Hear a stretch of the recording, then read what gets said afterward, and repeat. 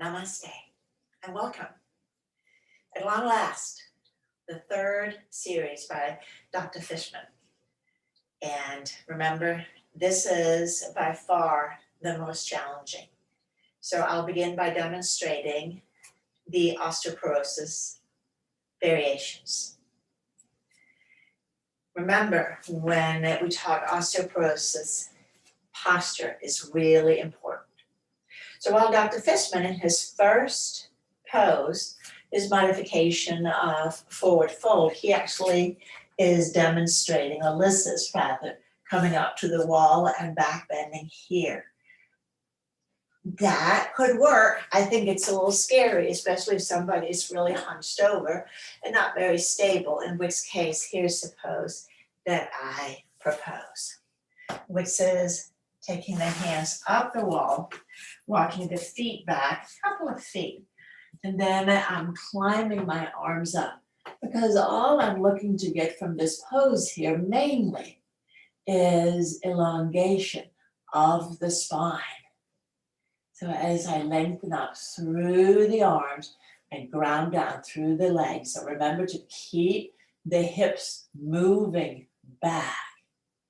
And of course, breathe, breathe, breathe. They can let the forehead rest on the wall if it is challenging to keep the head lifted. Here, fall prevention, which is key. Moving on to King Dancer pose. Again here, let's take the right leg or your left arm, just let it rest on the chair. I'll take the same side arm up. Using a hand on the wall, I can slide it up. But again, this keeps me safe. I'm still elongating the front spine. Breathing in, breathing out. My standing leg is very, very active. And coming down. And then repeating on the other side. King Dancer pose. Other leg on the chair, one hand on the wall. Don't want to fall. Inhale, same side arm up. And inviting in as much back bend as is available. Keeping the standing leg active and firm. And let's take 3 breaths here. In and out. Belly breaths. One more. And let's release down. Our next pose, moving through. Again, adding a variation here. This is for pigeon pose. He is using simply the lunge variation against a wall. Here you can absolutely use a chair. So I propose that using a chair, because I'm not going to be really concerned about taking that arm back up again. This is all about letting the hip flexors lengthen out. So as you inhale, drawing front spine up. As you exhale, draw the tailbone down. If you're using this against a wall, using your hands against a wall to prevent from crouching forward. So keeping the strong lift, pressing into the wall, hugging muscles both around the hip, but opening the front hip. One more breath. Maintain the lift of the front spine. Remember, that is the MO. Moving to the other side. And here, as you can well see, I can turn the chair around and I can use that. It helps me maintain this lift and not collapsing into the pose. Pressing the hands down, shoulder blades down. Lifting the lower abdomen, drawing the tailbone down on the out breath.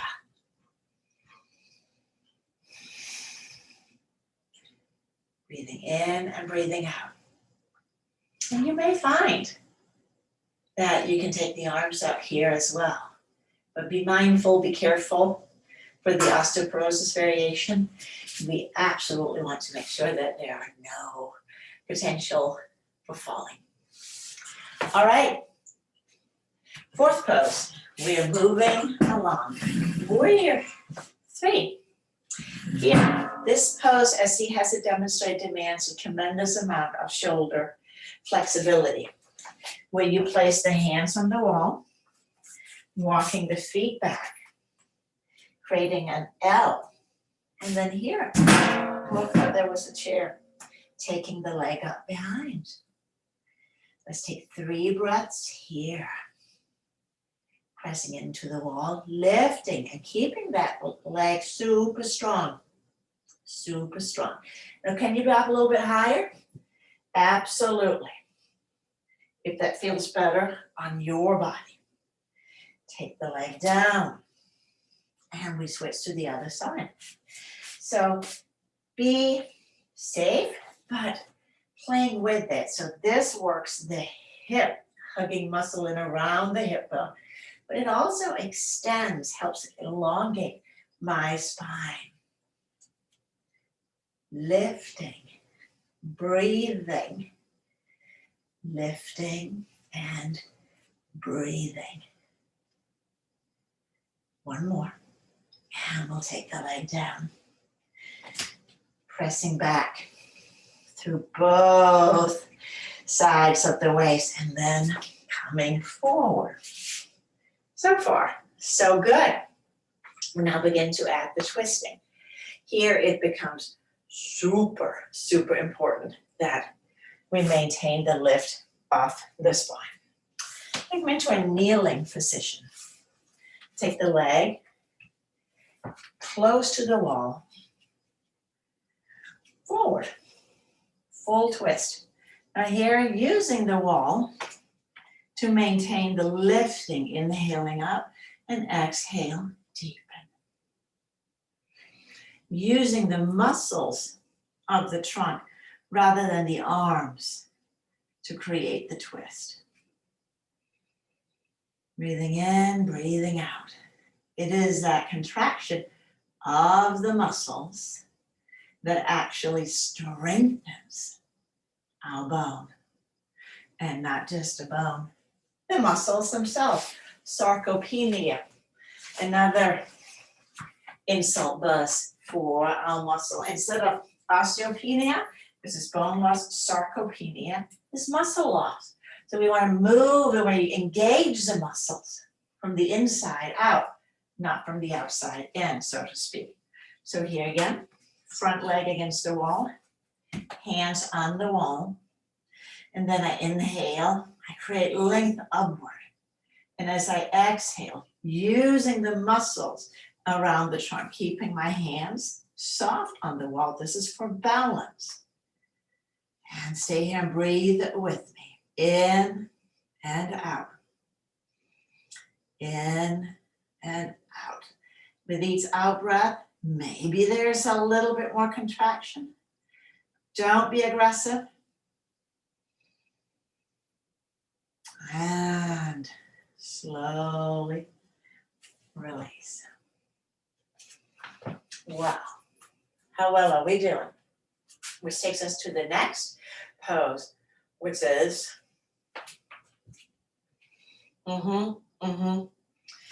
Actually, and I switched the order here, as you will have noticed. I went for revolved side angle before revolved half moon. The first pose helps us prepare for the twist, and we need that to do it safely. So now I am stepping the leg closest to the wall back. So that came out convoluted. So I'm stepping my right leg forward. So this is where it can get a little confusing. Scratch what I just said there. I'm going to come into standing tabletop. See how much easier that was. And from the standing tabletop, I know I'm going to be spinning towards the wall, so that means I'm going to be lifting the leg away from the wall. So I'll start with that. So now, just as I go back in warrior 3, and then here, I'm taking my right hand to the wall. But just as I did before, it's a very soft hand, keeping the back leg lifted and strong. Everything hugs in around the hips. And if available, I'll invite the muscles around the trunk to twist again while keeping this back leg lifted and strong. And we take that down. Then it's nice to do a cat and cow here. Round and tailbone towards the heels and arms. And I'll move the chair to the other side. So, starting in tabletop, check. Taking the leg that is towards away from the wall, there it's coming out. That one I'm going to take back. Starting with the leg first ensures that I'm not getting really aggressive in the twist and not being able to engage the leg. So here, muscles hugging in around bone. And then the hand to the wall. And that may be as far as it's going to go. Maybe. Invite a little bit more twist. Keep that back leg lifted, lift it, lift it. Breathing in, breathing out. One more breath. And releasing down. There again, rounding the back as you exhale, especially the lower back, not so much the upper. That's where we at the arch. And walk the feet in and stand up. Boom. So moving through my cheat sheet here every time I look down. We are now at tabletop, reverse tabletop. Again, using the chair, it adds a little bit of a gentler incline to the pose because we may also have osteoporosis in our wrists. Remember, the common spots are spine, femur head, arms and wrists. So we don't want to put a tremendous amount of pressure on. We may not have had the wrist measured, but if we have osteoporosis in hips or spine, it is likely there's also some in the wrist. I'm taking my hand to the chair seat, walking my feet out slightly in front of my knees. Let's draw the shoulders back. And as you inhale, begin to lift the heart a little bit more, maybe lifting the hips. Breathing in, breathing out. Breathing in, breathing out. Can you take the head back? Absolutely, if it feels okay. If it feels okay. So somewhere between 3 and 6 breaths. Don't overdo it out of the gate. Remember, start slow and build up strength in a healthy way. That now took us to plank pose. Same thing with a chair.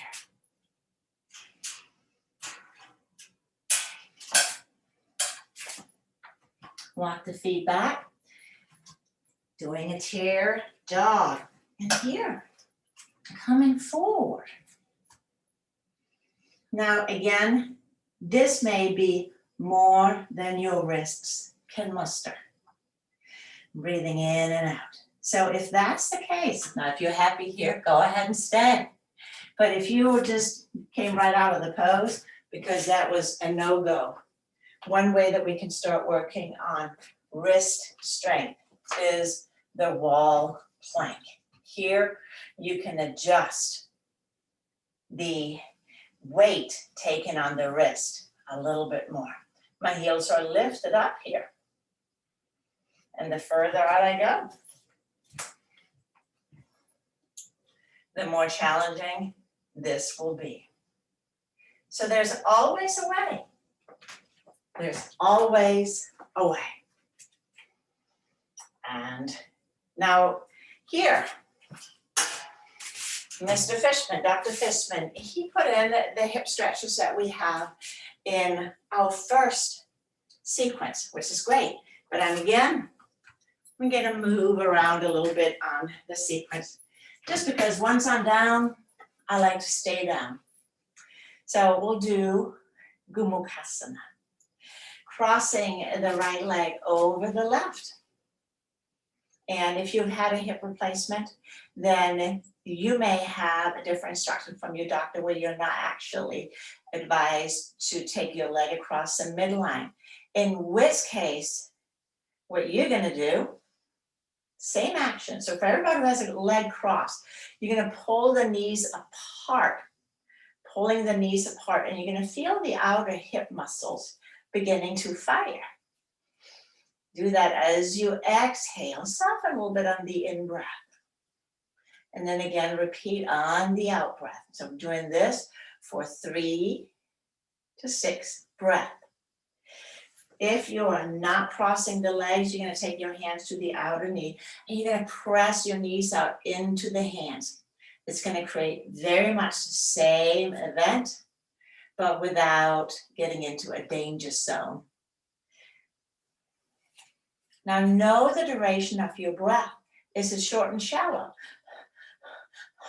Then 3 to 6 breaths is not really going to get you to our 30 to 60 second range. So notice your breath cycle, and if it's really short, begin to lengthen it out.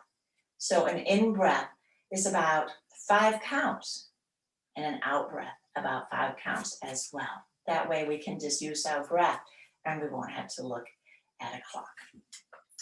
Now remember, we should do the other side. I get talking. So now I'm crossing the left over, and here. Now, could I absolutely add the full eagle? Yes, I can take my arms together. Either hug or twirl. And same action. Drawing knees apart. Relaxing a little bit. So inhale. And exhale. 1, 2, 3, 4, 5. Letting go. And again, 1, 2, 3, 4, 5. Letting go. Last one. 1, 2, 3, 4, and 5. And letting go. So we're doing it relatively short in this sequence, but as you become familiar with the sequence, then you'll begin to add more and more time. But after 1 minute, Dr. Fishman says, no need to go any further. For the hip stretch, Supta Parsva Konasana, Parsva to the side. Also, not doing it on the floor because there's a tremendous amount of weight on the hip. He says, let's use a strap. So when I take the leg out to the side, my thigh bone is protected because it's not hanging in midair, the weight of the leg. I'm still getting the hip stretch, but not risking fracturing my thigh bone.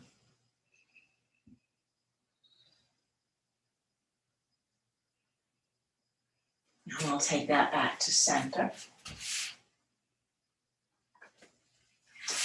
We're ready to do the other side. Scoops in a little bit onto the chair to the side. So as I take the leg out to the side, and you can see I'm modifying too with my other leg. So they're kind of going equidistant out. The muscle, the adductors cross over the knee joint. So because the knee is straight, I get them to release a little bit more. This is my balanced leg. Breathing in and breathing out. In and out. Keeping the leg toes very active out there. And we're going to take everything back in and release down. Home stretch. And here you may like a blanket for the head. Now we'll do the first hip stretch. And I'm supporting the head, especially if you find the chin is jetty. Take the right knee in, strap the leg. I like to use the loop of the strap. Knee and leg straight up here. So it might be a little hard to see with the camera angle, but I'm not trying to yank it towards my head. I'm just holding it straight up so that my spine is neutral. If the leg is straight up, I'll take my other leg out long. And now the work can begin. Breathing in, a little go as I breathe out. Again, I hug muscles in around hip, draw the right hip towards the floor as I reach up through the heel. All the while making sure that I'm staying centered on the sacrum. So everything is neutral. Easy in breath, out breath, I work. Muscles wrapping around bone, nothing changes in the sacrum. We'll do one more breath.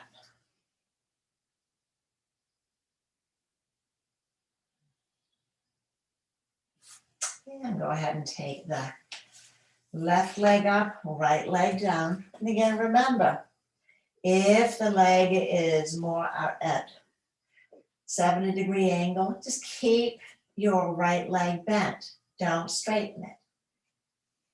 Once at 90 degrees, when it is straight up, I'll turn it to the side, you can see it better. Once at 90 degrees and not down lower. Then go ahead and take the leg all the way out. So I'm mimicking the shape now of a warrior 3 that we did not long ago. And inhale, checking in, everything is in neutral alignment. Exhale, maintaining alignment as I now contract muscle around the hip, thigh, grounding and elongating all at the same time. And again, the goal, quick reminder, is not to take the knee to the chest. The goal is strengthening, which is what we're doing. Too much flexibility. There's too much give, too much laxity. So work on creating stability. Breathing in and out.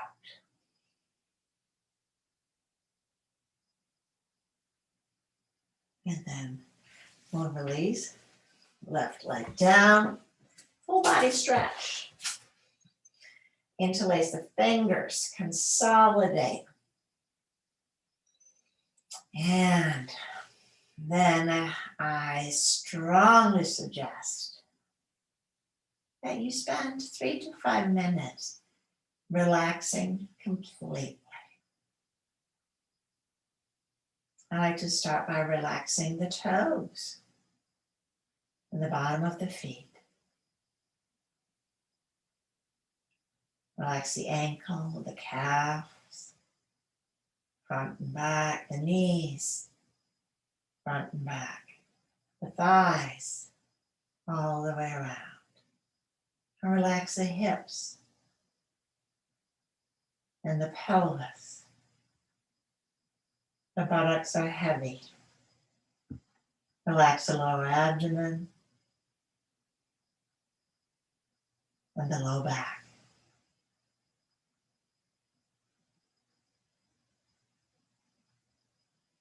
Relax the upper back and the heart and the lungs. Take a breath in. Relax the shoulders,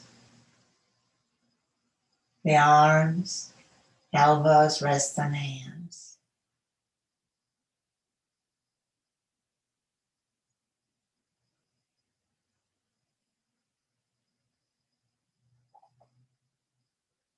Relax the throat, the jaw, the tongue, and the eyes, the inner and outer corners. Relax the temples and across the cheeks, all the way out to the ears. Relax the forehead, the top of the head. Let it all just pull to the back of the skull. Letting go. Letting go.